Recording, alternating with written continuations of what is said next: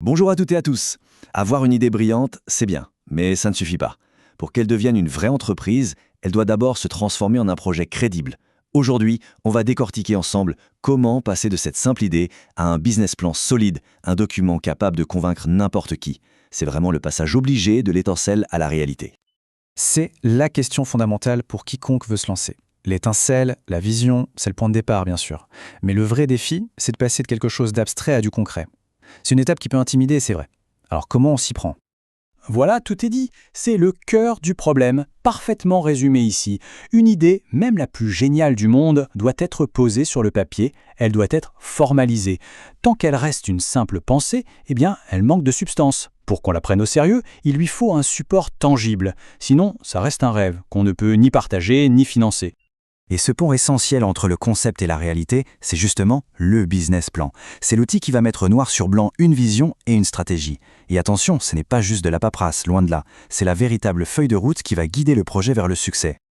Alors, voilà notre programme. On va d'abord voir pourquoi ce document est si important. Ensuite, on verra comment raconter une histoire qui captive, comment bâtir des opérations solides, et bien sûr comment maîtriser les chiffres. Et pour finir, on parlera des pièges classiques à éviter absolument. Allez, c'est parti! Commençons par les fondations. Pourquoi est-ce si indispensable de passer du temps à rédiger ce fameux document ? C'est quoi son véritable objectif ? Voilà un mythe qui a la vie dure. On pense souvent que le business plan, c'est juste pour les startups qui cherchent des fonds au démarrage. En réalité, c'est un instrument de pilotage qui est vital à chaque étape de la vie d'une entreprise, que ce soit à sa création ou bien des années plus tard. Il faut oublier les documents de 100 pages. Un bon business plan, on ne le juge pas à sa longueur. L'important, c'est de donner toutes les infos pertinentes, mais de manière claire et directe. Le but, c'est de permettre une évaluation juste du projet. Bref, la clarté, la pertinence, ça prime sur le volume. On passe maintenant à la partie narrative. Un business plan qui fonctionne, c'est avant tout une histoire convaincante. C'est vraiment là que le projet prend vie, que l'on captive son lecteur et qu'on lui donne envie d'y croire. Et pour bien raconter cette histoire, il y a 4 chapitres, disons, incontournables. D'abord, il faut décrire le projet. Ensuite, définir ce qui le rend unique, puis prouver qu'on connaisse son marché sur le bout des doigts, et enfin montrer qu'on a bien analysé ses concurrents. Au cœur de l'histoire, il y a ce qu'on appelle la proposition de vente unique, ou USP en anglais. C'est un peu l'arme secrète du projet. En gros, c'est la réponse à la question « Pourquoi cette entreprise et pas une autre ?» Est-ce que c'est le prix, la qualité, le service, l'innovation ? Cet élément doit être limpide pour quiconque lit le plan. Montrer qu'on connaît son marché en profondeur, c'est une preuve de sérieux absolu. Le plan doit clairement définir qui sont les clients, quels sont leurs besoins, et identifier les concurrents pour expliquer comment on va faire mieux qu'eux. C'est ce qui montre que le projet n'est pas une simple idée en l'air, mais une opportunité bien réelle et réfléchie. Bon, l'histoire est posée. Maintenant, la question c'est concrètement comment la machine va tourner. Cette section, elle détaille toute la structure pratique et l'organisation de l'entreprise au jour le jour. Là, on entre dans le vif du sujet, dans le concret. Le plan opérationnel, il définit qui fait quoi dans l'entreprise, de combien de personnes on a besoin, où on s'installe, quel matériel il faut, et bien sûr, quelle forme juridique on choisit. C'est un peu le squelette du projet. La planification des ressources humaines, elle doit être tout sauf figée. Elle doit être dynamique. Par exemple, si on prévoit une croissance de 30%, ça veut dire qu'il faut prévoir les recrutements nécessaires pour absorber ce surplus de travail. Ça prouve une vision à long terme et que les estimations sont fiables. Et cette vision dynamique, elle s'applique aussi aux locaux et à l'équipement. C'est logique. Pour un magasin, par exemple, une augmentation des ventes, ça signifie probablement qu'il faudra plus d'espace à l'avenir. Le fait de l'anticiper, c'est la marque d'une gestion vraiment avisée.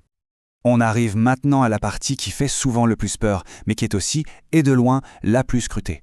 Les chiffres. C'est là que toute l'histoire du projet doit se traduire en langage financier.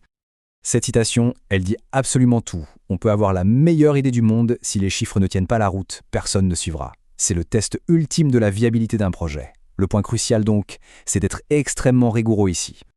Et pour être crédible, un plan financier doit impérativement présenter des prévisions sur une période de moins 3 ans. Ça permet de montrer non seulement la rentabilité à court terme, mais aussi et surtout le potentiel de croissance et la stabilité sur le long terme.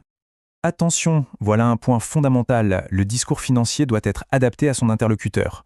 Un banquier, lui, il se concentre sur le remboursement, la sécurité du prêt. Un investisseur, en revanche, ce qu'il cherche, c'est le potentiel de croissance et le retour sur investissement. Les attentes ne sont pas du tout les mêmes. Ça, c'est une grande vérité du monde des affaires.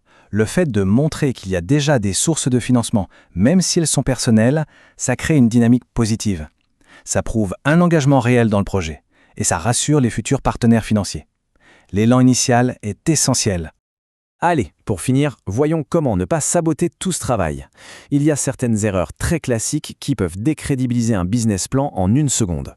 Le fait de les connaître, c'est la meilleure façon de les éviter.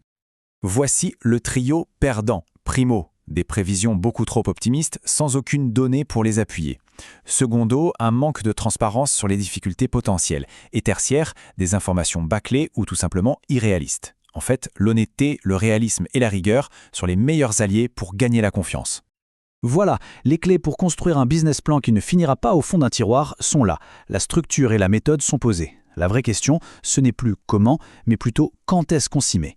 Un business plan, ce n'est pas une simple formalité, c'est le tout premier acte concret de construction d'une entreprise. Alors, quelle sera la première pierre ?